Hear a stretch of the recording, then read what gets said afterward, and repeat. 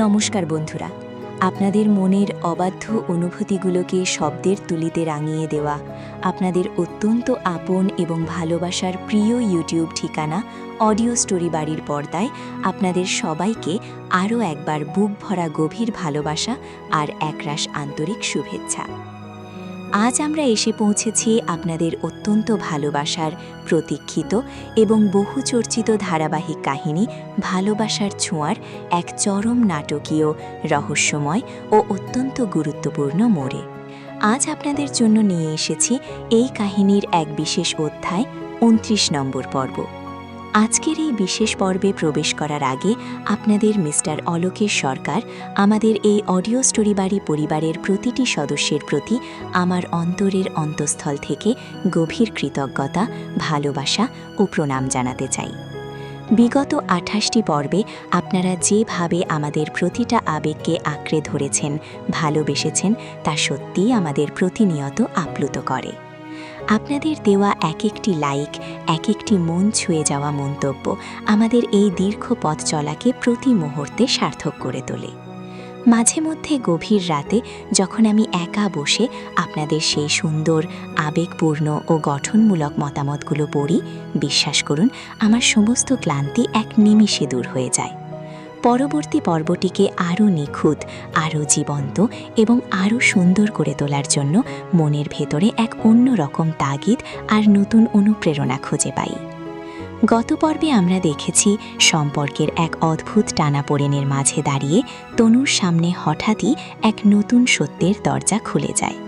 তনুর অনুরোধে যখন সেই চেনা পুলিশ অফিসার কেসটি পুনরায় খোলার সিদ্ধান্ত নেয়, তখন থেকেই ঘটনার মোড় ঘুরতে শুরু করেছে। কিন্তু এই তদন্ত কি সত্যি অবিনাশবাবু আর দিয়ার জীবনে জমে থাকা অন্ধকার কুয়াশা সারিয়ে দেবে, নাকি তনু আর দিয়াকে জড়িয়ে এমন এক নতুন ঝড় ধেয়ে আসছে যা তাদের সাজানো জীবনটাকে তছনছ করে দেবে? ভালোবাসার গভীর টানের আড়ালে কোন রহস্য লুকিয়ে আছে? মনের কোণে জমে থাকা এই হাজারো প্রশ্নের উত্তর খুঁজতে এক বুক আবেগ, চরম উৎকণ্ঠা আর টান টান উত্তেজনা নিয়ে চলুন সরাসরি প্রবেশ করা যাক আজকের মূল গল্পে, ভালোবাসার ছোঁয়া পর্ব ২৯। পুরো গল্প জুড়ে আপনাদের একাকিত্বের সঙ্গী হিসেবে, আপনাদের অনুভূতির প্রিয় বন্ধু হিসেবে আমি থাকব আপনাদের সাথে এবং আপনাদের মিস্টার অলোকেশ সরকার। হেডফোনটি কানে গুঁজে নিন, বাইরের সমস্ত কোলাহলকে দূরে সরিয়ে দিয়ে হারিয়ে যান এক গভীর অনুভূতির দুনিয়ায়। চলুন শুরু করা যাক। তনু আর তমাল ঋষির কেসটা নিয়ে উঠে পড়ে লেগেছে। দুর্ঘটনাটা যেখানে ঘটেছিল তমাল আবারও সেখানে যায়। এটা কোনো অ্যাক্সিডেন্ট ছিল না, কিন্তু কোনো প্রমাণও তো পাচ্ছি না। আমাকে এর প্রমাণ বের করতেই হবে। সেদিন যারা কাজ করছিল তাদের সবার কাছে জিজ্ঞাসাবাদ করে তমাল। লিফটে কারা কারা ছিলেন যখন ঘটনাটা ঘটে? রিজি স্যার যখন লিফটে ওঠে তখন তো সাধারণত স্যার আর স্যারের অ্যাসিস্ট্যান্টই থাকে, আর ওনার ওয়াইফ যখন থাকে তখন উনিও স্যারের সঙ্গে এই লিফটে করেই ওঠানামা করেন। আমরা তো অফিসের এমপ্লয়িরা উনি যখন লিফটে ওঠেন ওই লিফটে উঠি না। আচ্ছা, বুঝলাম, কিন্তু ঘটনাটা যখন ঘটে তখন কি আপনি অফিসে ছিলেন? হ্যাঁ স্যার, আমি ছিলাম। শুনেছিলাম নাকি 9th ফ্লোর থেকেই লিফটে গন্ডগোল শুরু হয়। এর আগে লিফটে কি কোনো সমস্যা দেখা দিয়েছিল? সমস্যা বলতে স্যার এইরকম ঘটনা তো প্রথমবার ঘটে। আমি সেটার কথা বলছি না, আমি জানতে চাইছি অনেক সময় লিফটে সমস্যা হয়, যেমন হয়ে থাকে আর কি, থেমে থেমে যায় বা লাইট অফ হয়ে যায়, এইসব আর কি। তমালের কথা শেষ হওয়ার আগেই ওদের মধ্যে থেকে একজন বলে ওঠে, না স্যার, লিফটের তো এরকম কোনোদিন কোনো সমস্যা আমরা দেখিনি। বরং এটা বলা যায় অফিসে এই জিনিসগুলো খুব মেনটেন করা হয়, মাঝে মাঝে কাজ করা হয়, সার্ভিস ঠিকঠাক হচ্ছে কিনা দেখা হয়, সবটাই দেখে রাখা হয়। আপনাদের ম্যানেজার কে আছে যে বিল্ডিং এর এইগুলো দেখাশোনা করেন? তার সঙ্গে একটু কথা বলতে চাই আমি। তমাল ম্যানেজারের সঙ্গে দেখা করে। স্যার, আমরা তো বুঝতে পারছি না এইভাবে লিফটটা কেন পড়ে গেল। আর কিছুক্ষণ পর টেকনিক্যাল টিম আসবে, আপনি একটু অপেক্ষা করে যান, ওদের সঙ্গে কথা বলবেন। থ্যাংক ইউ ইনফরমেশন দেওয়ার জন্য। আমি এখানে অপেক্ষা করছি, টেকনিক্যাল টিম আসলে আমাকে একটু খবর দেবেন। অবশ্যই স্যার। আপনার কিছু লাগবে? না, আমি ঠিক আছি। ম্যানেজার চলে যান। তমাল মনে মনে ভাবে, আজ কিছু একটা ক্লু তো নিয়ে যাব, না হলে আমি তনুর সামনে গিয়ে দাঁড়াতে পারবো না। কিছুক্ষণের মধ্যেই তমালের ফোনে একটা কল আসে। তমাল ফোনটা ধরে দেখে তনু ফোন করেছে। হ্যালো, হ্যাঁ তনু, বল। তুমি কোথায়? আমি তো ঋষির অফিসে আছি রে, ইনভেস্টিগেশন চলছে। কোনো ক্লু পেলে? আমি চেষ্টা করছি তনু, একটু ভরসা রাখ। ভরসা তো আছে, শুধু সময় নেই গো হাতে। যে বা যারা এই কাজের সঙ্গে জড়িত আমি তাদেরকে যতক্ষণ না ধরতে পারছি আমি ঋষির সামনে গিয়ে দাঁড়াতে পারছি না। আমি বুঝতে পারছি তনু, আর একটু সময় দে। আজ কিছু ক্লু তো আমি পাবোই। এরই মধ্যে ম্যানেজার এসে জানায় যে টেকনিক্যাল টিম এসে গেছে। তনু, আমি ফোনটা রাখছি, আমি পরে তোর সঙ্গে কথা বলছি। তমাল ফোনটা রেখে দেয়। টেকনিক্যাল টিম কেবিনে আসে। টেকনিক্যাল লোকের সাথে কথা বলে তমাল জানতে পারে যে লিফটের কিছু স্ক্রু ঢিলা করে দেওয়া হয়েছিল, যার জন্য লিফট নিচে পড়ে যায়। তমাল মনে মনে ভাবে কথাটা শুনে, তার মানে এটা বোঝা যাচ্ছে যে কেউ ইচ্ছা করে এটা করেছে। এবার কে বা কারা করেছে এটা আমাকে বের করতে হবে। তমাল নিজের মতো করে তদন্ত চালিয়ে যায়। ওদিকে আর 2 দিন পরেই ঋতুর অন্নপ্রাশন। দেখতে দেখতে ঋতু এখন 6 মাসের হয়ে গেছে। ঋষির খুব ইচ্ছা ছিল ঋতুর অন্নপ্রাশন খুব বড় করে করবে। তনু ঋতুকে কোলে নিয়ে আদর করতে করতে ভাবে, ঋতু, তোর আর 2 দিন পরেই মুখে ভাত দেওয়া হবে। আমি আর তোর বাবা কত কিছু প্ল্যান করেছিলাম জানিস সেই দিনটার জন্য। দেখ না, তোর বাবা তোর জন্য চিন্তা বানিয়ে রেখেছিল তোকে মুখে ভাতে দেবে বলে। তনু চেনটা ঋতুকে পরিয়ে দেয়। তনু ঋতুকে বিছানায় শুইয়ে দেয়। কিন্তু দেখ কি হয়ে গেল, আমি বুঝতেই পারছি না ওই দিন আমি কি করে এত কিছু সামলাবো। তোর বাবাকে ছেড়ে অনুষ্ঠান করব, আনন্দ করব, এই কথা তো আমি ভাবতেও পারি না রে। ঋতু তো কিছু বুঝতেই পারে না। ওর মায়ের আঙুলগুলো নিয়ে খেলা করে। তনু ছেলের সঙ্গে কথা বলতে বলতে কেঁদে ফেলে। তখন ঋষির মা ঘরে ঢোকে। তনু, কি করছো? তনু নিজেকে সংযত করে নেয়। তনুর যতই কষ্ট হোক ও সেটা কাউকে বুঝতে দেয় না। এই তো মা, এই ছেলের সঙ্গে একটু খেলা করছিলাম। আচ্ছা বেশ তো, কিন্তু তোমার চোখে জল কেন? তনু আর কিছু বলতে পারে না। তুমি নিশ্চয়ই ভাবছো ঋতুর অন্নপ্রাশনের কথাটা। হ্যাঁ হ্যাঁ, এটা ঠিক, ঋষি অসুস্থ, তাই বেশি লোকজন ডাকা হবে না, কিন্তু অন্নপ্রাশনটা তো করতেই হবে। শুধু এই কাছের আত্মীয় স্বজনরাই আসবে, ঋতুকে আশীর্বাদ করবে একটু, তাই না ঋতু? হ্যাঁ। উমাদেবী ঋতুকে কোলে নিয়ে বলে, তনু, তুমি কষ্ট পেলে কিন্তু ঋষি কষ্ট পাবে। হ্যাঁ, ডাক্তার বলেছে ওর সামনে সবসময় হাসি খুশি থাকতে হবে, সেটা নাকি ঋষিকে তাড়াতাড়ি রিকভার করে উঠতে সাহায্য করবে। হ্যাঁ মা, আমি সবসময় তাই চেষ্টাই করি। আমি জানি তো তুমি আমার লক্ষ্মীমন্ত বৌমা, আর হাতে বেশি সময় নেই, কিন্তু তুমি যাদের ইনভাইট করতে চাও তাদেরকে বলে দিও, ঠিক আছে? হ্যাঁ মা। উমাদেবীর কথায় তনু একটু ভরসা পায়। আমি ঋতুর কাছে বসছি, তুমি নিচে যাও, ডিনারটা করে নাও। তনু নিচে চলে যায়। পরের দিন তনুর বাড়ির সবাই ও জেঠিদের কাকাদের নিমন্ত্রণ করে, আর ঋষির কিছু আত্মীয় স্বজনদের নিমন্ত্রণ করে। তমালকে আসতে বলেছে, ছোট করেই হোক, কিন্তু বাড়িতেই লোকজন আসবে। তারই আয়োজন করতে করতে তনুর দিন কেটে যায়। রাতে ঋষির ঘরে গিয়ে তনু কাছে গিয়ে বসে। তুমি খুশি তো? কাল আমাদের ছেলের ঋতুর অন্নপ্রাশন। আমি জানি তুমি মনে মনে খুব খুশি। তুমি খুব তাড়াতাড়ি সুস্থ হয়ে উঠবে, দেখো। এই বলে তনু ঋষির কপালে একটা কিস করে। পরের দিন, আজ ঋতুর অন্নপ্রাশন। বাড়িতে সবাই খুব ব্যস্ত। আজ উমাদেবী নিজের হাতে রান্না করছে। নাতি আজ প্রথম ভাত খাবে বলে কথা। অবিনাশবাবুও খুব ব্যস্ত। তনুর বাড়ির সবাই সকালবেলায় চলে এসেছে। তনুর বাবার মেয়ের জন্য একটু কষ্ট হয়। এই মেয়েটা সারা জীবন কষ্টই পেয়ে এসেছে, এখন একটু সুখের মুখ সবে দেখেছে, আর এখনই ঋষির এই অবস্থা। শিবানী দেবী তনুর জন্য খুব খুশি, কিন্তু ঋষির এই অবস্থাটা দেখে ওনারও খারাপ লাগে। সংসারের চাপে নিজের ছেলে মেয়ের জন্য অনেক সময় ওকে অবহেলা করা হয়েছে, কিন্তু নিজের সন্তানের মতো না ভালোবাসলেও ওকে ভালোবাসে। অনেক সময় এমন হয়েছে তনুর অধিকার কেড়ে নিয়ে নিজের সন্তানকে দিয়েছে, আর তার জন্য স্বামীর কাছে এখনো প্রতিদিন এটা নিয়ে কথা শুনতে হয় যে বিয়ে করে উনি নাকি ভুল করেছেন। এই সংসার রানুর ছিল, তনুর মার, আর শিবানী দেবী সেখানে আশ্রিতা ছিলেন। তাই তনুর মার সংসারে ঢুকে শিবানী দেবী তনুর অধিকার কেড়ে নিজের ছেলেকে দিয়েছে, সেটা বিনয়বাবু রোজ শোনায়। আর বারবার এটা বুঝিয়ে দেয় শুভ ওনার নিজের সন্তান না। শুভকে উনি নিজের সন্তান হিসেবেই দেখেছিলেন, কিন্তু তনুকে যেহেতু নিজের সন্তান ভাবেননি, তাই বিনয়বাবু এখন আর শুভকে নিজের সন্তান হিসেবে মানে না। শিবানী দেবীর প্রথম কষ্ট হতো, এখন আর কষ্ট হয় না। এখন ভাবে হয়তো ভুল করেছে বিয়েটা করে। শুভকে নিয়ে নিজের মতো করে থাকা উচিত ছিল। শুভ এখন নিজেকে এই পরিবারের কেউ মনে করে না, কারণ বিনয়বাবু প্রতিদিন ওর সামনেই ওর মাকে কথা শোনায়। তাই এখন নিজের পড়ার খরচ নিজেই জোগাড় করে, টিউশন করে, ব্যাচ পড়িয়ে মাসের খরচ তুলে ফেলে।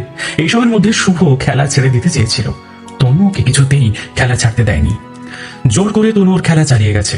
তনু শুভকে রাজি করায় এই বলে যে, তুই আমাকে দিদি বলে না মানলেও আমি তো তোকে নিজের ভাই ভাবি, তাই তোকে আমার কথা শুনতেই হবে। তবে আজ শুভ দিদির বাড়িতে এসেছে ঋতুকে নিজের হাতে ভাত খাওয়াবে বলে। ঋতুকে শুভ খুব ভালোবাসে। ঋতু হওয়ার পরে প্রায় শুভই বাড়িতে আসে, আর ঋতু মামাকে পেলে আর কিচ্ছু চায় না। আজ সকালে সীমা দেবী আর রক্তিম আসে। রক্তিম এসেই মনে মনে অনেক ছক কষে। যেহেতু ঋষি কোমায়, তাই ফ্যামিলি বিজনেস জয়েন করার জন্য মল্লিকা দেবী আর অবিনাশ বাবুর সঙ্গে কথা বলতে এসেছে। আপনারা যারা নিয়মিত আমাদের পাশে থাকেন তাদের প্রতি আমাদের অনেক ভালোবাসা, কিন্তু আপনাদের লাইক আর সাবস্ক্রাইবের হার কমে যাওয়ায় আমরা বুঝতে পারছি না আমাদের গল্পগুলো আপনাদের কতটুকু ভালো লাগছে। যদি আমাদের উপস্থাপনা বা গল্পে কোনো খামতি থাকে তবে তা আমাদের অবশ্যই জানান। আপনাদের উৎসাহ ছাড়া এই পথ চলা আমাদের পক্ষে অসম্ভব। ভালো লাগলে চ্যানেলটির সাথেই থাকুন। আমাদের এই ছোট ছোট প্রচেষ্টাগুলো তখনই সার্থক হয় যখন আপনাদের ভালোবাসা আমাদের সাথে থাকে। ইদানিং লক্ষ্য করছি আপনারা হয়তো আমাদের গল্পগুলোতে আগের মতো সাড়া দিচ্ছেন না, যা আমাদের কিছুটা ভাবিয়ে তুলছে। আপনাদের কোনো গঠনমূলক মতামত বা অভিযোগ থাকলে তা অবশ্যই কমেন্ট বক্সে লিখে জানাবেন। আমরা নিজেদের আরও উন্নত করার চেষ্টা করব। আর যদি গল্পটি বিন্দুমাত্র ভালো লেগে থাকে তবে একটি লাইক ও সাবস্ক্রাইব করে আমাদের পাশে থাকার বিনীত অনুরোধ রইল। তুয়া বাড়িতে এসেছে প্রায় 2 ঘন্টা হয়ে গেছে। অভিকও তুয়ার সঙ্গেই বাড়ি আসে। আসার পর থেকেই অভিক ওর সাথে কথা বলছে না, কেমন যেন একটা মুখ গোমড়া করে রয়েছে। তুয়া বুঝতে পারে কিন্তু কথা বলার সাহস পায় না। তুয়া ঘরে এসে দেখে অভিক ব্যালকানিতে গিয়ে বসে আছে। তুয়া ধীরে ধীরে অভিকের কাছে যায়, অভিকের পাশে বসে বলে, আমার উপরে রাগ করে আছো? তোমার কি মনে হয়? আমার কি মনে হয় সেটা তো পরে বলছি। আমি যেটা জিজ্ঞেস করছি তোমাকে সেটার উত্তর দাও না আগে। হুম কি হলো বলো, তুমি আমাকে এড়িয়ে চলছো? দেখো আমি খেয়াল করেছি সেটা, হ্যাঁ আমার কিন্তু এই জিনিসটা মোটে ভালো লাগে না। কিছু যদি হয় বা আমি যদি কিছু বলে থাকি তাহলে সেটা আমাকে সরাসরি বলো, কিন্তু এরকম চুপ করে বসে থাকা আমার একদম ভালো লাগছে না। তোমার কি মনে হয় তুমি যেটা করেছো সেটা ঠিক করেছো? আমি কি করেছি? তুমি কি করেছো তুমি জানো না? সন্দীপ রায় তোমাকে ভয় দেখাচ্ছে, সেটা আমাকে বলতে পারোনি? তুয়া চুপ করে থাকে, অভিকের কথায় কোনো উত্তর দেয় না। কি হলো চুপ করে রইলে যে? কবে থেকে এটা শুরু হয়েছে? এখন তো সবকিছু খুলে বলো আমাকে। তোমার বোনের বিয়ের দিন থেকে। এতদিন ধরে চলছে আর তুমি আমাকে জানালে না? কিভাবে বলবো সেটাই তো বুঝতে পারিনি আমি। আমি কি এতটাই অযোগ্য অভিক তুয়ার হাতের উপরে হাত রাখে। যে আমাকে কথাটা বলা গেল না? এভাবে কেন বলছো বলো তো? তুমি বলে বোনের বিয়ের দিন হয়েছে, তুমি তো আমাদের সঙ্গেই ছিলে। কখন ঘটলো এই ঘটনা? যখন তুমি আমাকে প্রপোজ করলে ওই সময়, তোমার কাছে যাওয়ার ঠিক আগেই উনি আমাকে ডেকেছিলেন। অভিক কথাগুলো শুনে অবাক হয়ে যায়। তুয়া মনে মনে ঠিক করে আজও অভিককে সবকিছু বলে দেবে। অভিককে তুয়া সবকিছু বলে দেয়। ওর বাবা কি কি বলেছিল সেই সব কথা, তারপর থেকে যা যা হয়েছে সবকিছু বলতে থাকে। অভিকের বাবা যে তোকে বাধ্য করেছিল আবিরকে বিয়ে করতে সেটাও বলে দেয়। তুমি এই কারণে আবিরকে বিয়ে করতে চেয়েছিলে? অভিক এক টানে তোয়াকে নিজের বুকের সাথে জড়িয়ে ধরে। আমি তো জানতাম আমার তুয়া অনেক বেশি সাহসী। তুমি এতে ভয় পেয়ে গেলে, প্রতিবাদ করলে না। তুমি কেন বললে না যে তুমি আমাকে ভালোবাসো? এখানে তো তোমার জীবন, তোমার কেরিয়ারের প্রশ্ন। বলো আমার কোনো ভুল সিদ্ধান্তে তোমার জীবন তো নষ্ট হয়ে যেতে পারতো। আর আবিরকে বিয়ে করলে 3টে জীবন নষ্ট হয়ে যেত, সেটা ভাবলে না? আমার জায়গায় থাকলে তুমি কি করতে? সেই সময় আমার মাথা কাজ করেনি। আমি শুধু তোমার কথা ভেবেছিলাম, তোমার ভালো কোনটাতে হবে সেটা ভেবেছিলাম। কষ্ট তো আমারও হয়েছিল যখন তোমাকে না বলেছিলাম। তুমি আমার উপর রাগ করে চলে যাচ্ছিলে, কারোর সঙ্গে ঠিক করে কথাও বলছিলে না। খুব কষ্ট পেয়েছিলাম তখন। অভির মনে পড়ে যায় সেই দিনের কথা। যখন তুমি আমাকে না বলে দিলে, ঠিক তখন। বিশেষ করো আমি ভাবিনি যে তুমি আমাকে রিজেক্ট করবে। তাও কারণ ছিল যে তুমি আমাকে ওইভাবে দেখোই না। কথাগুলো মনে পড়তে তুয়ার চোখে জল চলে আসে। অভিক দেখতে পেয়ে বলে, তুয়া তুমি কাঁদছো? দেখি আমার দিকে তাকাও। তুয়া কোনো রকমের চোখের জল মুছে অভিকের পাশ থেকে উঠে পড়ে। অভিক ওর হাতটা ধরে। তুয়া কাছে এসো। তুয়া দাঁড়িয়ে যায়। ওদের বিয়ে হয়ে গেছে, অনেক দিন হয়ে গেছে, কিন্তু স্বামী স্ত্রীর সম্পর্ক ওদের মধ্যে এখনো তৈরি হয়নি। তুয়া বুঝতে পারে ও দুর্বল হয়ে পড়ছে। এতদিনের চাপা কথাগুলো যখন কোনো মানুষের মনের ভিতর থেকে বেরিয়ে আসে তখন মানুষ খুব স্পর্শকাতর হয়ে ওঠে। তুয়ার অবস্থাটা এখন ঠিক যেন তাই। নিজেকে অভিকের কাছে আজ ধরা দিয়ে দিয়েছে। অভিক ওকে কাছে টেনে নিয়ে বলে, ভাগ্যি সেদিন তোমাকে আমি বিয়ে করেছিলাম, না হলে কি হতো বলো তো? আমি নিজেকে তোমাকে ছাড়া কখনোই ভাবতে পারি না। অভিক তুয়ার কোমরে দুহাত দিয়ে ধরে ওকে আরো কাছে টেনে নেয়। অভিক আজ আর কোনো দূরত্ব রাখতে চাইছে না। আমি তোমাকে সারা জীবনের মতো হারিয়ে ফেলতাম তুয়া। কথাটা শুনে তুয়া অভিককে জড়িয়ে ধরে। অভিকও তোমাকে শক্ত করে জড়িয়ে ধরে। অভিকের কানে কানে তুয়া বলে, সরি অভি, আমি তোমাকে খুব কষ্ট দিয়েছি তাই না? হ্যাঁ একটু কষ্ট তো পেয়েছি বটেই, এর জন্য তোমাকে শাস্তি পেতে হবে। কি শাস্তি দেবে? তুমি যা শাস্তি দেবে আমি মাথা পেতে নেবো। সত্যি তো? হ্যাঁ সত্যি। অভিক তুয়াকে কোলে তুলে নিয়ে ঘরে এসে বিছানায় শুইয়ে দেয়। তুয়া লজ্জা পেয়ে যায়। কি কি কি করছো? বললাম না শাস্তি পেতে হবে। অভিক তুয়ার ঠোঁটের উপরে আঙুল রাখে। এখন সেই শাস্তির সময়। কথাটা বলেই অভিক তুয়ার কপালে একটা বিশ্বাসের স্পর্শ ছুঁয়ে দেয়। তুয়া অভিকের হাত চেপে ধরে। অভিক ধীরে ধীরে গালে, নাকে, চোখে কিস করতে করতে তুয়ার ঠোঁট স্পর্শ করে। তুয়া অভিককে জড়িয়ে ধরে। অভিক তুয়ার মধ্যে ডুবে যায়। প্রথমে তুয়া কিছুটা সংকোচ বোধ করলেও পরে নিজেকে সমর্পণ করে দেয়। অভিক সেটা বুঝতে পেরে তুয়াকে আরো পাগলের মতো করে ভালোবাসতে থাকে। তুয়াকে আদর করতে করতে অভিক বলে, তুমি যে আমাকে এত ভালোবাসতে আমি কখনো ভাবতেও পারিনি। আমার জন্য এত বড় স্যাক্রিফাইস করতে যাচ্ছিলে তুমি। তুমি একবারও ভাবলে না যে তোমাকে ছাড়া আমি খুব শূন্য? এখন এখন এসব কথা ছাড়ো। তুয়া অভিককে টেনে ওর উপর উঠে পড়ে, ওকে আদর করতে থাকে। অভিক চোখ বন্ধ করে অনুভব করে তুয়ার প্রতিটি স্পর্শ। আজ দুই ভালোবাসার মানুষ এক হয়েছে। অনেকক্ষণ একে অপরকে আদর করে ওরা। তুয়া ক্লান্ত হয়ে অভিকের বুকে মাথা রাখে। আমি ভাবতে পারিনি আজ আমি তোমার বুকের উপরে মাথা রেখে এইভাবে নিজের মনের কথা বলতে পারবো। তাহলে কি ভেবেছিলে? কথাটা বলেই অভি তোয়ার মুখের কাছে নিজের মুখটা নামিয়ে ঠোঁটে ঠোঁট রেখে অনেকক্ষণ ধরে কিস করে। তারপর তুয়া যখন নিজের ঠোঁট সরিয়ে নেয়, অভিক তুয়ার বুকের মধ্যে নিজের মুখ গুঁজে দেয়। তুয়া খুব আদুরে গলায় বলে, অভিক, কি হচ্ছে কি? কেন, আমার কি তোমাকে আদর করার অধিকার নেই? তুমি কি করছো একবার দেখো তো। অভিক তুয়ার কাঁধে, গলায়, বুকে বিভিন্ন জায়গায় দাগ করে দিয়েছে। তুয়ার কথায় অভিক এবার ওর শরীরটাকে ভালো করে দেখছে। তুয়া বলে, কি দেখছো তুমি? তোমাকে কত ভালোভাবে আদর করা যায় সেটাই বোঝার চেষ্টা করছি। দেখ, কথাটা বলি অভিক তুয়ার গলায় দাঁত দিয়ে আলতো করে কামড়ে দেয়। তুমি না খুব দুষ্টু হয়েছো। তাই অভিক তোয়ার দিকে তাকায়। একটা কথা দেবে তুয়া, আমাকে ছেড়ে কোথাও যাবে না তো? কোনোদিনও তোমাকে ছেড়ে কোথাও যাবো না। আমি ভাবতেই পারিনি নিজের বাবা কখনো কোনো ছেলের নামে এত বড় মিথ্যে কথা বলতে পারে বলে। অভিক তোয়ার মাথায় হাত বুলিয়ে দেয়। আমি জানি নিজের স্বার্থের জন্য উনি সব করতে পারেন। ছাড়ো সব, তুমি আমার আরেকটা কথা রাখবে। বলো, বলো কি কথা? আজকের পর থেকে কোনো কথা তুমি আমার কাছ থেকে লুকোবে না, আর আমিও কখনো কিছু তোমার কাছ থেকে লুকোবো না। আচ্ছা বেশ, কথা দিলাম আমি কখনো কোনো কিছু লুকোবো না তোমার কাছ থেকে। I love you Tuya.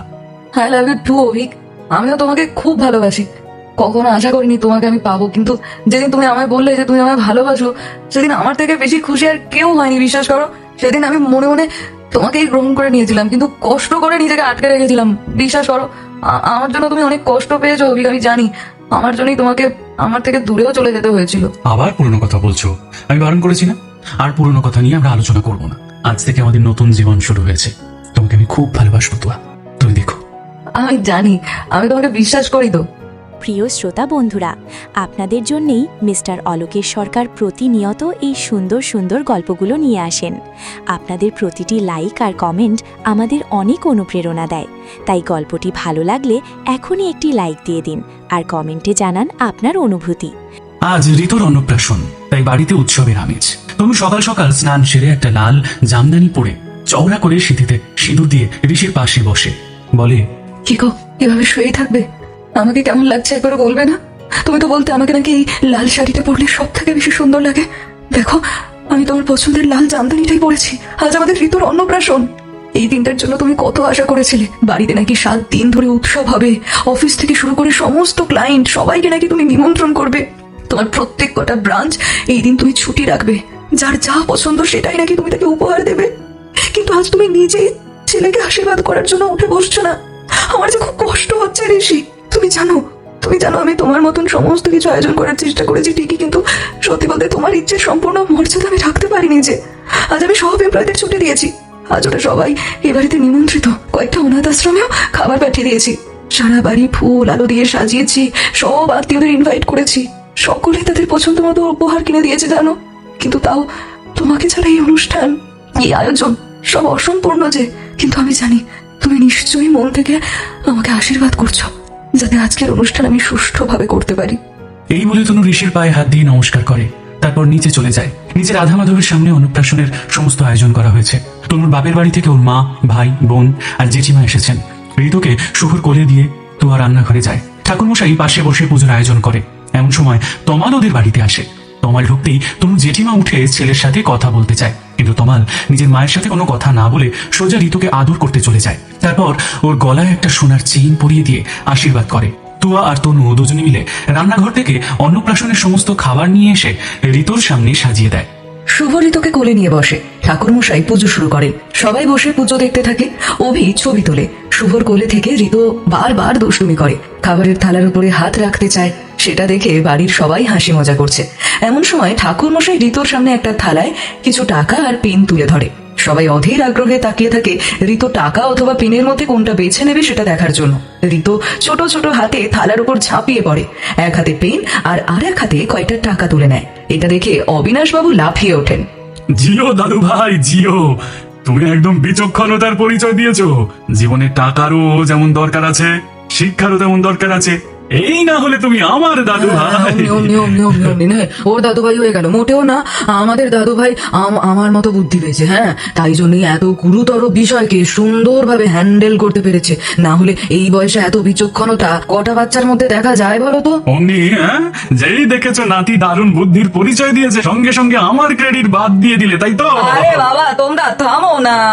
সবাই অবিনাশবাবু আর উমাদেবীর ঝগড়া দেখে হাসতে শুরু করেছে। তোমরাও না সত্যি বাবা বাচ্চা মানুষদের মতো করে ঝগড়া করে যাচ্ছ। বাচ্চা মানুষ ও যা ভালো বুঝেছে তাই করেছে। তাছাড়া ও ও আমার ঋষি দাদার ছেলে, আমার দাদা ভাইয়ের মতো বুদ্ধি আর বিচক্ষণতা ও জন্ম থেকেই পেয়ে গেছে। এটা নিয়ে তোমাদের তো এত ক্রেডিট নেওয়ার কিছু হয়নি।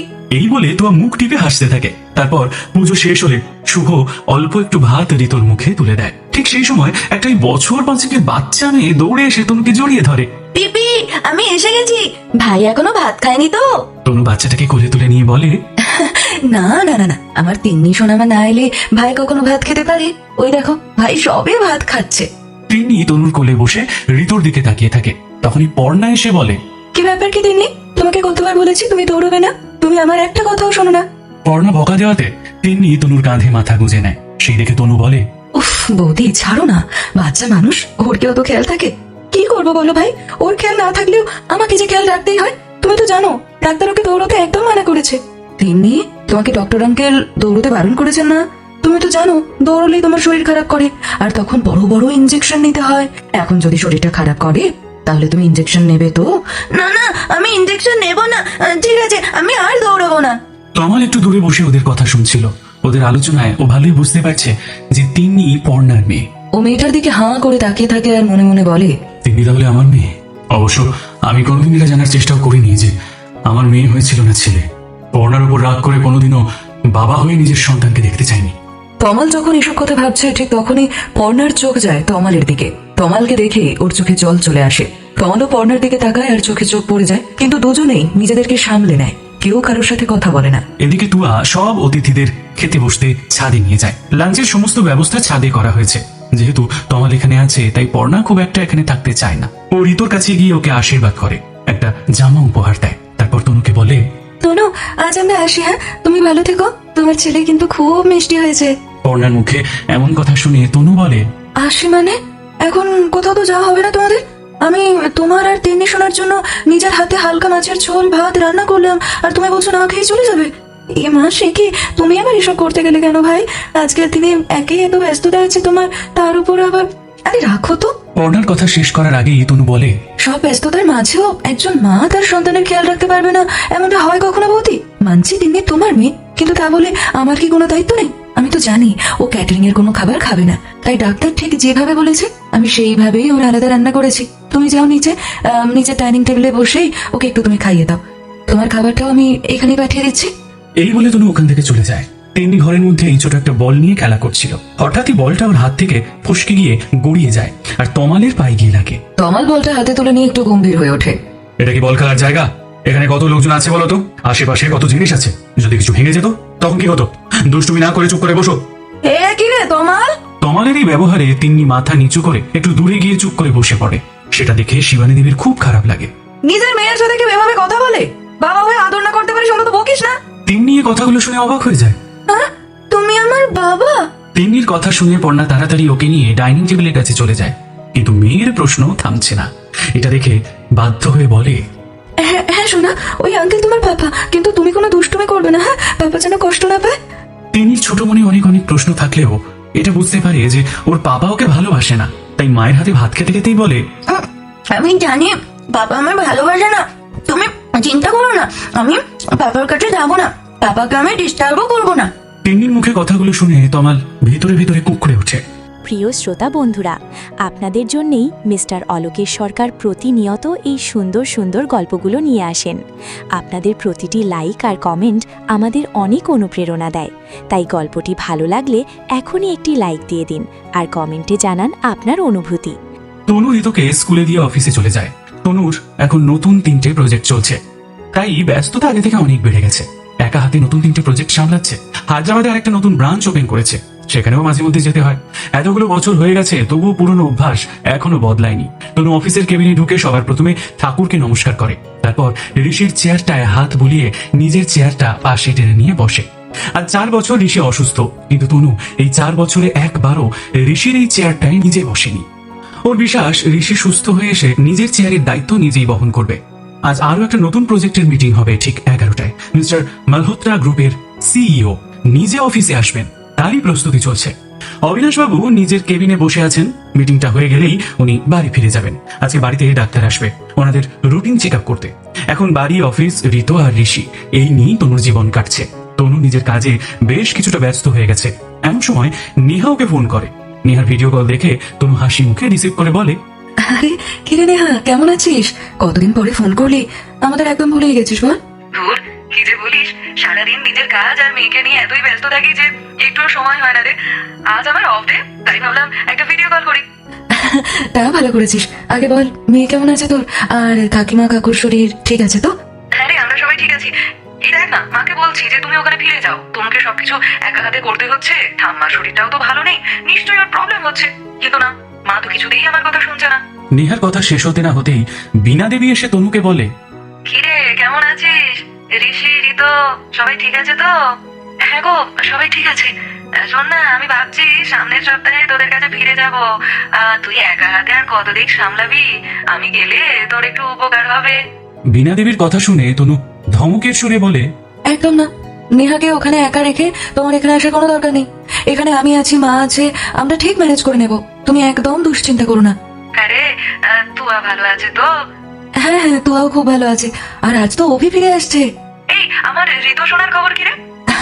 আর বলিস না, রোজ রোজ নতুন নতুন দুষ্টুমি শিখছে আর সারা বাড়ি মাথায় করে রেখেছে।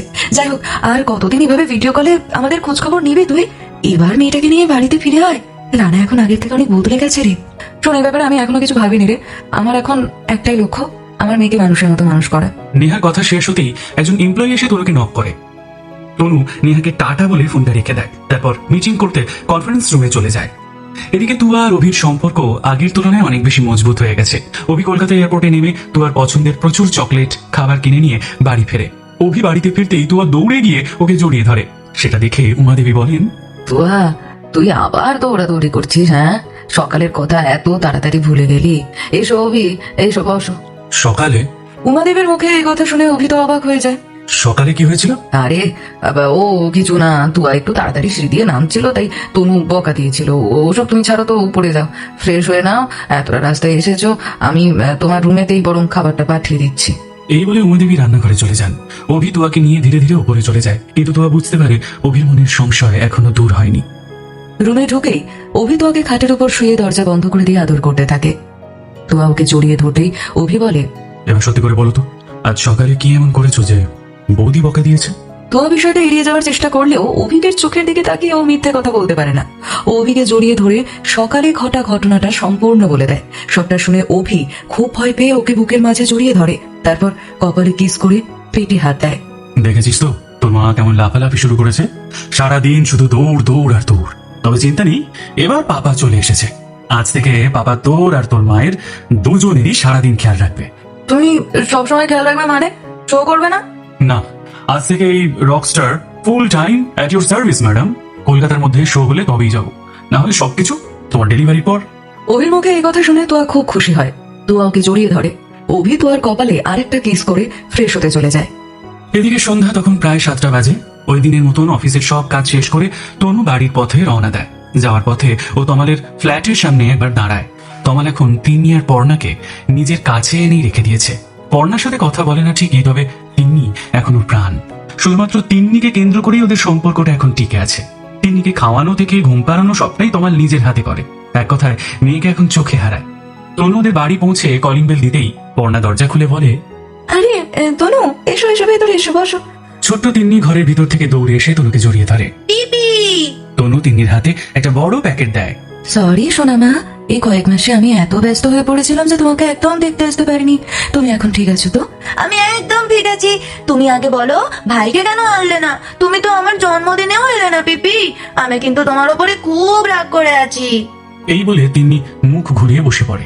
সেটা দেখে পর্ণা বকা দিয়ে বলে, ওরকম করে বলে না তিনি। তুমি তো জানো ওই সময় বড় ঠাম্মার শরীর ঠিক কতটা খারাপ ছিল, তাই তো পেঁপে আসতে পারেনি। আহা বৌদি, ও কেমন করে বকো না, তিনি তো আমাদের লক্ষ্মী মেয়ে, বলো। তনুর কথা শেষ হতে না হতেই তমাল বাড়িতে ঢোকে। ও এসেই তনুকে দেখতে পায়। আরে তনু, তুই কখন এলি? এই তো একটু আগে। তিন্নির জন্মদিনে আসতে পারিনি জানিসই তো, কারণ ঠাম্মা তখন হসপিটালাইজ ছিল, তাই ভাবলাম আজ একবার দেখা করে যাই। খুব ভালো করেছিস। আমার ভাগনা কেমন আছে? সে তিন্নি বাবাকে দেখেই দৌড়ে কোলে উঠে পড়ে। তমাল তিন্নিকে জড়িয়ে ধরে। তিনি বাবার আদর কাছে দেখে তনুর একটু মন খারাপ হয়ে যায় ও মনে মনে ভাবে, ঋষি আজ সুস্থ থাকলে আমার ঋতু ঠিক এইভাবে আদর খেত। কিরে চুপ কেন? তনু চুপচাপ কিছু ভাবছে রেখে তমাল বুঝতে পারে সেটা। চিন্তা করিস না, ঋষি খুব তাড়াতাড়ি সুস্থ হয়ে উঠবে। তাই যেন হয়। তারপর ওরা তিনজনে কিছুক্ষণ গল্প করে। তনু নিজের বাড়ির দিকে রওনা দেয়। ফাঁকা রাস্তায় গাড়ি নিয়ে যেতে যেতে মনে মনে বলে, দেখতে দেখতে আজ কতগুলো বছর কেটে গেল। সবাই সবার জীবনে নিজের নিজের মতো করে ভালো আছে। আমিও তোমার সাথে ভালো থাকতে চাই ঋষি। আমি যে বড্ড ক্লান্ত, তোমার বুকে মাথা রেখে নিজের মনের কথাগুলো একটু বলতে চাই। আমি চাই দিনের শেষে ঠিক আগের মতো করে তুমি আমাকে জড়িয়ে ধরে ঘুম পাড়িয়ে দাও। প্লিজ আমাকে আর অপেক্ষা করিও না। এইসব ভাবতে ভাবতে তনুর চোখের কোণটা চিকচিক করে ওঠে।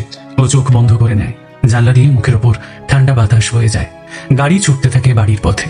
প্রিয় শ্রোতা বন্ধুরা, আপনাদের জন্যেই মিস্টার অলোকেশ সরকার প্রতিনিয়ত এই সুন্দর সুন্দর গল্পগুলো নিয়ে আসেন। আপনাদের প্রতিটি লাইক আর কমেন্ট আমাদের অনেক অনুপ্রেরণা দেয়। তাই গল্পটি ভালো লাগলে এখনই একটি লাইক দিয়ে দিন আর কমেন্টে জানান আপনার অনুভূতি। দেখতে দেখতে 4টে বছর কেটে গেছে। ঋতু এখন স্কুলে যায়। বয়স ওর 5 বছর। মল্লিকা দেবীও আগের থেকে অনেক বদলে গেছেন। ছেলে বউ নাতি সবাইকে নিয়ে ভরা সংসার এখন উমা দেবীর। ওদিকে তুয়া আর অভি, ওদের নিজেদেরও জীবন খুব ভালো আছে। তুয়া এখন ল প্র্যাকটিস করে, মাঝে মধ্যে অভির সাথে গানের রেয়াজও করে। তবে তুয়া এখন এই বাড়িতেই আছে। আসলে আর কয়েকটা দিনের মধ্যেই তুয়ার 7 মাস পূর্ণ হতে চলেছে। তাই ডাক্তার ওকে রেস্টে থাকতে বলেছেন।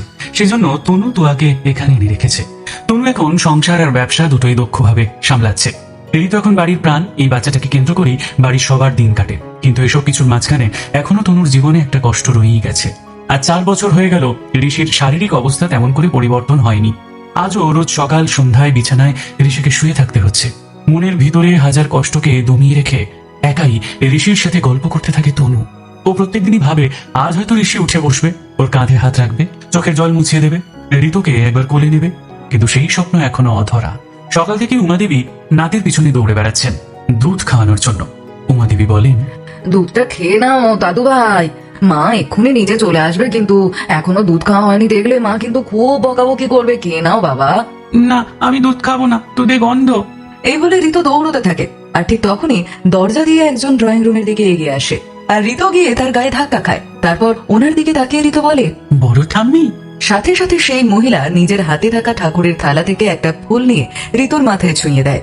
তারপর উমাদেবী বলেন, আরে মা, আপনি এসে গেছেন? হ্যাঁ, এই নাও পুজোর থালাটা ধরো। আর আমার ঋতু বাবুর কি হয়েছে শুনে এত দৌড়াদৌড়ি হচ্ছে কেন? এই বলে মল্লিকা দেবী পুজোর থালাটা উমাদেবীর হাতে তুলে দেন আর উমাদেবীর কাছ থেকে দুধের গ্লাসটা নিয়ে নেন। দেখুন না, এক্ষুনি নিচে চলে আসবে ওর মা। আর ছেলে এখনো দুধ খায়নি, তখন থেকে আমাকে নাকে দড়ি দিয়ে ঘোরাচ্ছে। এই বয়সে কি আমি আর পারি বলুন তো? আচ্ছা আচ্ছা, বেশ বেশ, তুমি যাও, সবাইকে প্রসাদ দাও। আমি আমার ঋতু বাবুকে দুধ খাইয়ে দিচ্ছি। ঋতু বাবু, আমার কাছে এসে একটু বসো তো দেখি। সেই ভালো, আপনি বরং ওকে দুধটা খাইয়ে দিন। ঋতু আপনার যা নেওয়াটা হয়েছে, শুধু আপনার হাতেই তো দুধ খাবে। সে আর কি করা যাবে বৌমা, ঋতু বাবু যে আমার হৃদয়ের টুকরো। এই বলে মল্লিকা দেবী সোফায় বসে ঋতুকে দুধ খাওয়াতে থাকেন। আর ঋতু চুপচাপ বড় ঠাম্মির কাছে দুধ খেয়ে নেয়। উমাদেবী বাড়ির সবাইকে ঠাকুরের প্রসাদ দিয়ে এসে ব্রেকফাস্টের আয়োজন করেন। অবিনাশ বাবু রেডি হয়ে ড্রয়িং রুমে আসেন। ঋতুকে দুধ খেতে দেখে উনি বলেন, আরে ঋতু দাদু ভাই যে একদম গুড বয় হয়ে গেছে দেখছি। ঋতু দুধের গ্লাস শেষ করে ছুটে গিয়ে অবিনাশ বাবুকে জড়িয়ে ধরে। তারপর অবিনাশ বাবু ঋতুকে কোলের উপর বসে গলায় টাইটা বেঁধে দেয়। এইবার আমার দাদু ভাইকে একদম আমার মতো দেখাচ্ছে। এই বলে অবিনাশ বাবু টেবিলের উপর থেকে খবরের কাগজটা তুলে নেন। কিন্তু চোখের চশমা কোথায় রেখেছেন সেটা মনে করতে না পেরে কিছুতেই খবরের কাগজটা আর পড়তে পারছেন না। উনি উমা দেবীকে তাই জিজ্ঞেস করেন, এই রে, এই আমার চশমাটা কোথায় রাখলাম বলো তো উমা? ধুর বাবা, এই এক প্রতিদিনের ঝামেলা। প্রতিদিন খবরের কাগজ পড়ার সময় তোমার চশমার কথা তোমার মনে পড়ে। কোথায় রাখো কে জানে। ধুর ধুর, রোজ রোজ এভাবে খোঁজা সম্ভব? তখনই তুয়া নিজের ঘর থেকে ধীরে ধীরে বাইরে আসে। তারপর সোফায় এসে বসে। ভাবছি বাবার চশমায় এবার একটা জিপিএস লাগাবো, তাহলে আর সবাইকে এভাবে খুঁজতে যেতে হবে না। এই কথা শুনে মল্লিকা দেবী, উমা দেবী আর তুয়া খুব হাসতে থাকে। অবিনাশ বাবু হেসে ফেলেন। উনিও মস্করা করে বলেন, সেই বাবার এখন বয়স হয়ে গেছে বলে কথা শোনাচ্ছিস তো, হ্যাঁ তাই তো? তখনই ছোট্ট ঋতুও বাদ যায় না, সেও বলে ওঠে, দাদু ভাই তুমি বসো, আমি খুঁজে আনছি। এই বলে দৌড়ে ড্রয়িং রুম থেকে বাগানের দিকে চলে যায়। ঋতুকে ওইভাবে দৌড়তে দেখে মল্লিকা দেবী বলেন, আরে ঋতু সোনা, আস্তে দৌড়াও, না হলে পড়ে যাবে। কি মুশকিল বলো তো, স্কুলে যাওয়ার আগে দুম করে যদি পড়ে যায় তখন তো একটা কেলেঙ্কারি হবে। মল্লিকা দেবীর কথা শেষ হওয়ার আগেই ঋতু বাগান থেকে ছুটে চলে আসে। বাগান থেকে ছুটে এলে দেখা যায় ওর হাতে একটা চশমা রয়েছে। এই নাও দাদু ভাই তোমার চশমা। আরে, সবাই ওর দিকে অবাক হয়ে তাকায়। তুয়া বলে, আমাদের ডিটেকটিভ ঋতু বাবু দেখছি ঠিক চশমাটা খুঁজে এনে দিয়েছে। হ্যাঁ, সবাই একটা জোরে হাততালি দাও। কিন্তু দাদু ভাই, অবিনাশ বাবু ঋতুকে কোলে তুলে নেন। তুমি চশমাটা পেলে কোথা থেকে? ও দাদু ভাই, তুমি দেখছি সব ভুলে যাও। তুমি তো একটু আগেই মালি কাকার সাথে কথা বলতে গিয়েছিলে, আর ওখানেই তো গোলাপ গাছের পাশে চশমাটা খুলে রেখেছিলে। আমি বাগানে যেতেই মালি কাকা তোমার চশমাটা আমাকে দিয়ে দিল। ঋতুর মিষ্টি কথা শুনে বাড়ির সবাই হেসে ওঠে। তুমি আমাকে বাঁচালে দাদু ভাই। এদিকে তনু ভোরবেলা ঘুম থেকে উঠে প্রতিদিনের মতো স্নান সেরে রাধা মাধবের পুজো করে রেডি হয়ে আয়নার সামনে দাঁড়ায়। তারপর চুল বেঁধে সিঁদুর পরে। সিঁদুর পরতে গিয়ে চোখটা ছলছল করে ওঠে ওর। ও বিছানার কাছে এগিয়ে এসে ঋষির কাছে বসে। তখনও ঋষির চোখ বন্ধ। দেখে মনে হবে মানুষটা বোধহয় ঘুমোচ্ছে। তনু ঋষির হাতটা নিজের হাতে ধরে। আজ 4 বছর হয়ে গেল তুমি এইভাবেই শুয়ে আছো।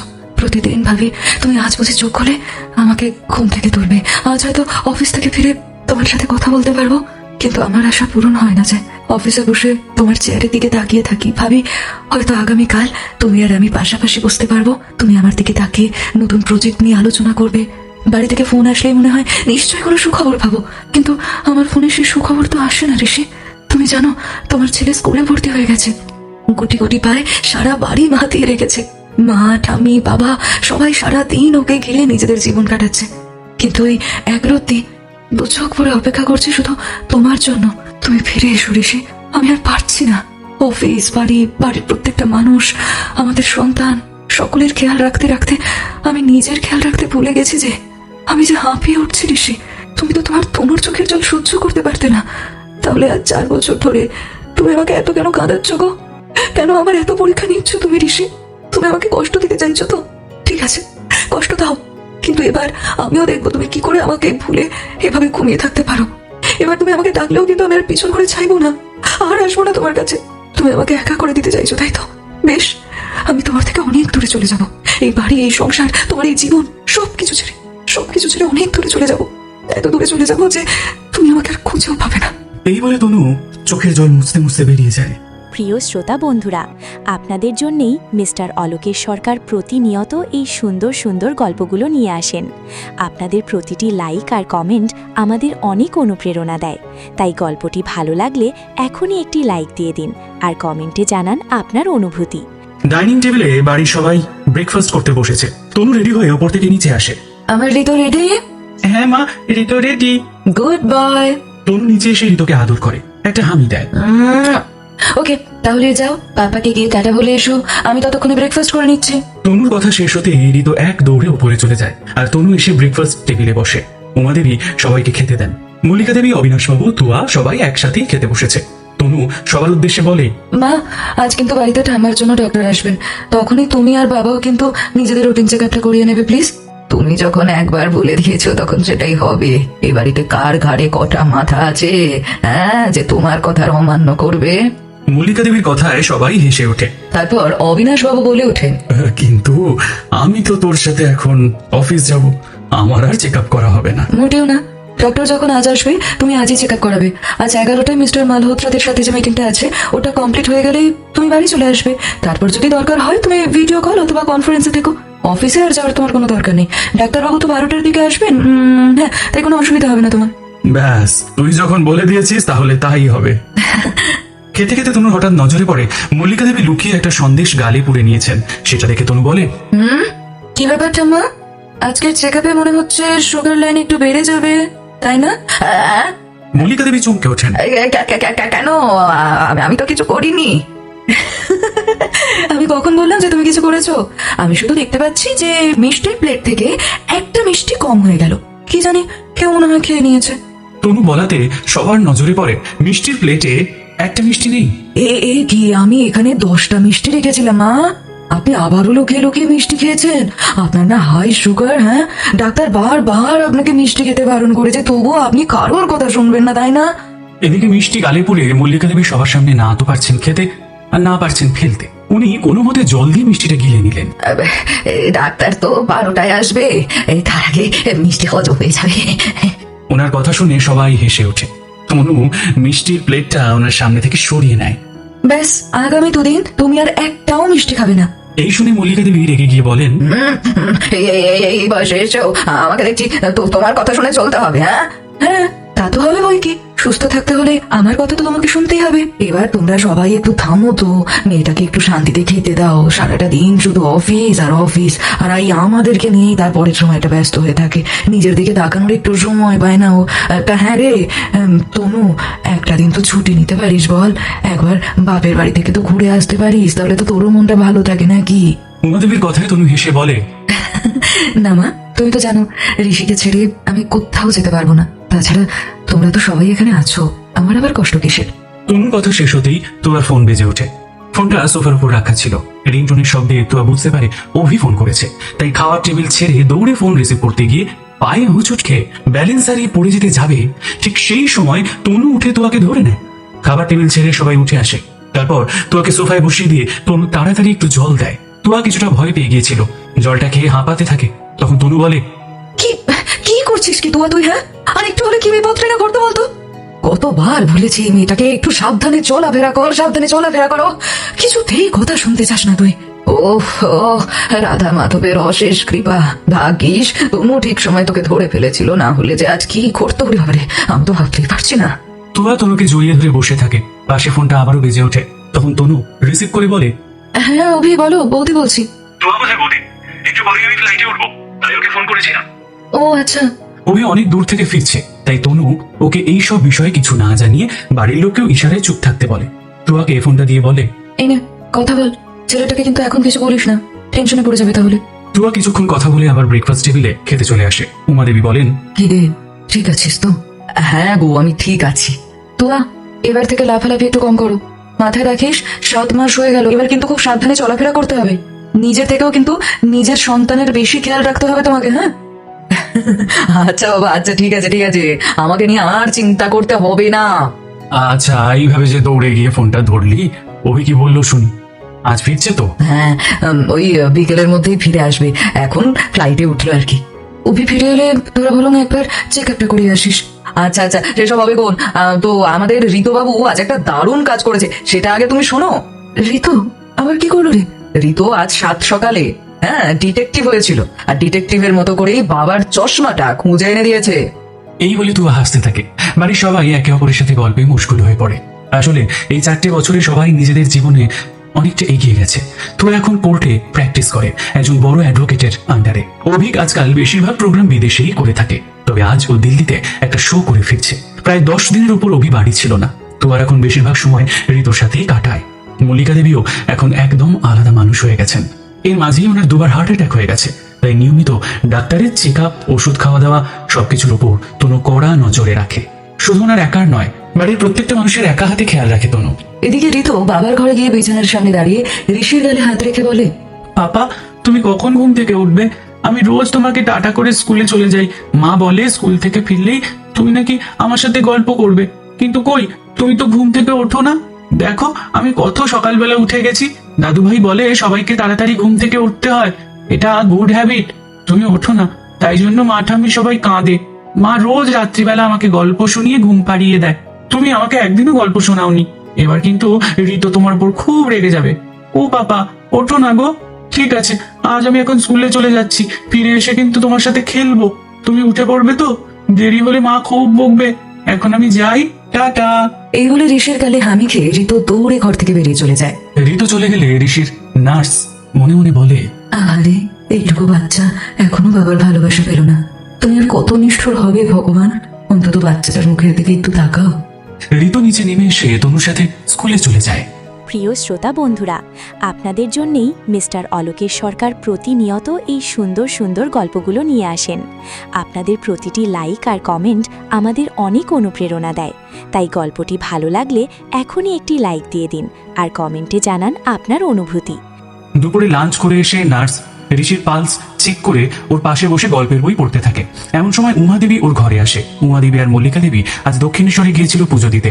মল্লিকা দেবী এখন আর বেশি হাঁটতে পারেন না, ওনার আর্থারাইটিস ধরা পড়েছে, কিন্তু ঋষির নামে পুজো দেবেন বলে উনি ওই পা ব্যথা নিয়ে গিয়েছিলেন। তবে বাড়ি ফিরে খুব টায়ার্ড হয়ে পড়েছেন, তাই নিজের রুমে বসে আছেন, তিনি একটু রেস্ট নিচ্ছেন। উমা দেবী একাই পুজোর ফুল নিয়ে এসে ঋষির কপালে ছোঁয়ালেন, তারপর বললেন, ঋষি, এবার উঠে পড় বাবা। তনুকে আর কত কষ্ট দিবি বলতো? মেয়েটা বাইরে নিজেকে যতই শক্ত দেখাক না কেন, ভেতরে ভেতরে ভেঙে পড়ছে যে। ও তোকে ছাড়া একটু ভালো নেই রে বাবা। তোর ছেলেটা রোজ দুবেলা এসে তোকে আদর করে, জড়িয়ে ধরতে চায়। এমন অভিমান করে বসে থাকে তোর উপর, দেখলে একেবারে চোখ ভরে আসে রে। ওকে কেন ওর বাবার ভালোবাসা থেকে বঞ্চিত করছিস তুই? তনু কিন্তু ভেতরে ভেতরে শেষ হয়ে যাচ্ছে এবার। মেয়েটার মুখের দিকে তাকানো যায় না।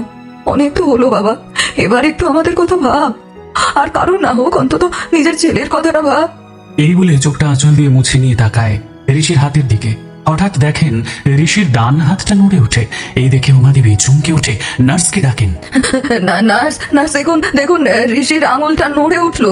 নার্স সঙ্গে সঙ্গে উঠে এসে চেক করেন। ঠিক তখনই ওনার চোখে পড়ে ঋষির পায়েরও একটা আঙুল নড়ে উঠল। নার্স আরো একবার পালস চেক করলেন এবং প্রেশারটা চেক করলেন, দেখলেন সবই ঠিক আছে। তারপর ডক্টরকে ফোন করেন।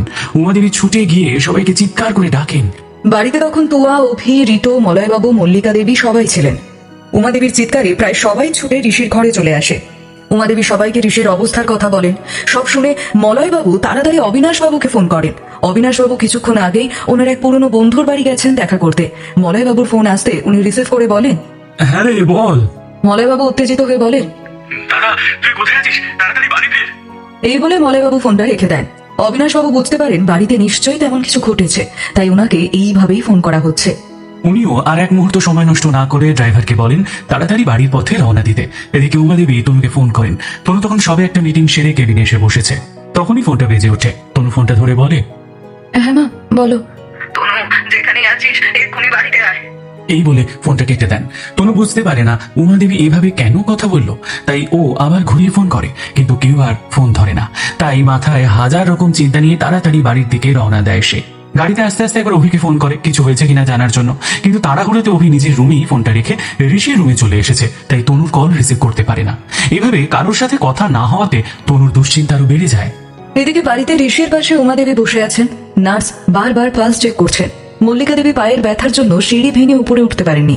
উনি রাধা মাধবের সামনে বসেই ঋষির জন্য প্রার্থনা করছেন। তুয়ার শরীর এত ভারী হয়ে গেছে যে ও এখন খুব একটা হাঁটা চলা করতে পারে না। তাছাড়া ডাক্তার ওকে সম্পূর্ণ বেড রেস্টে থাকতে বলেছে, তাই ও ঠাকুর ঘরে মল্লিকা দেবীর পাশেই বসে থাকে। ঋতু বাচ্চা মানুষ, সবে এত উত্তেজিত হয়ে পড়ায় বারবার ডাক্তারকে ফোন করছে। এটা দেখে ও ভয় পেয়ে গেছে, তাই অভি ওকে কোলে নিয়ে পায়চারি করতে থাকে। কিছুক্ষণের মধ্যে অবিনাশবাবু বাড়ি ফিরে আসেন। উনি তাড়াতাড়ি বাড়িতে ঢুকেই দেখেন তুয়া ড্রয়িং রুমে বসে আছে। বাবাকে দেখতে পেয়ে তুয়া বলে, বাবা তাড়াতাড়ি ওপরে যাও, দাদা ভাইয়ের মনে হয় জ্ঞান ফিরবে। মা বলছিল মা হাতের আঙুল নাকি নড়ছে দাদার।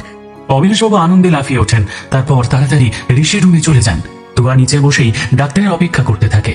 কয়েক মিনিটের মধ্যেই ডাক্তারবাবু চলে আসেন। উনি এসে সোজা ঋষির রুমে চলে যান। তারপর সবার উদ্দেশ্যে বলেন, প্লিজ আপনারা রুমে এত ভিড় করবেন না। ঋষির পাশে বসে উমাদেবী কান্নাকাটি করছিলেন, সেটা দেখে উনি বলেন, প্লিজ মিসেস মুখার্জি কান্নাকাটি করবেন না, আমাকে আগে দেখতে দিন। তখনই তনুর গাড়ি বাড়ির সামনে এসে দাঁড়ায়। তনু গাড়ি থেকে নেমে দেখে ডক্টর ক্রুজের গাড়ি বাড়ির ঠিক সামনে দাঁড়িয়ে আছে। বুঝতে পারে নিশ্চয়ই ঋষির বাড়াবাড়ি কিছু একটা হয়েছে। ওর হাতটা যেন ঠান্ডা হয়ে যায়, বুকটা কেমন মোচড় দিয়ে ওঠে। মনে মনে ভাবে, না না, ঋষির কিচ্ছু হতে পারে না। এসব ভাবতে ভাবতেই তাড়াতাড়ি বাড়ির ভেতরে গিয়ে সোজা ওপরে ঋষির রুমে চলে যায়। ও গিয়ে দেখে ডক্টর চেক আপ করছেন। ঋষির শরীরের নানা অঙ্গ কেঁপে কেঁপে উঠছে। আস্তে আস্তে ওর সারা শরীরে সেন্স আসছে।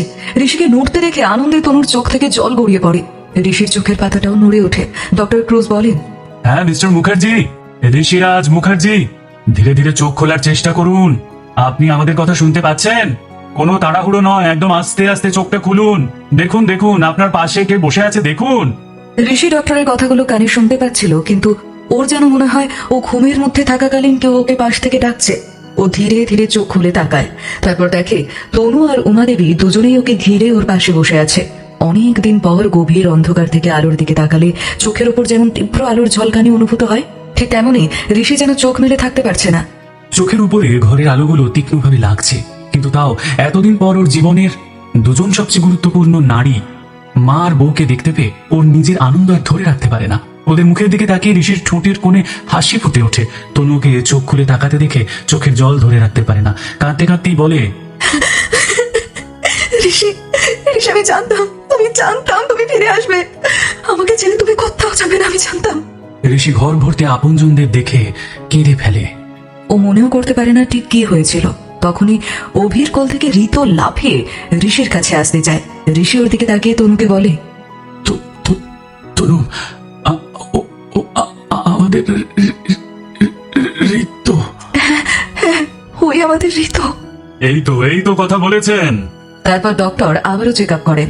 তাহলে কেমন লাগছে এখন মিস্টার মুখার্জি? ভালো, কিন্তু আমার কি হয়েছিল? আপনার 4.5 বছর আগে একটা অ্যাক্সিডেন্ট হয়েছিল, আর তারপর থেকে আপনি এতদিন কোমায় ছিলেন। ডাক্তারের কথা শুনে ঋষি অবাক হয়ে তনুর দিকে তাকায়। তনু মাথা নেড়ে সম্মতি জানায়। ঋষি বুঝতে পারে কি কারণে বাড়ির সবাই এতটা উদ্বিগ্ন হয়ে ঘরে দাঁড়িয়ে আছে। জীবন থেকে 4.5 বছর ও হারিয়ে ফেলেছে। তারপর ঋতুর দিকে তাকায় ও। ওকে একবার আমার কাছে আসতে দাও। অভি ঋতুকে ঋষির কোলের কাছে বসিয়ে দেয়। ঋতু চুপ করে বাবার দিকে তাকিয়ে থাকে। ঋষি ঋতুর মাথায় হাত বোলাতে থাকে, আর চোখ থেকে অনবরত জল পড়তে থাকে ওর।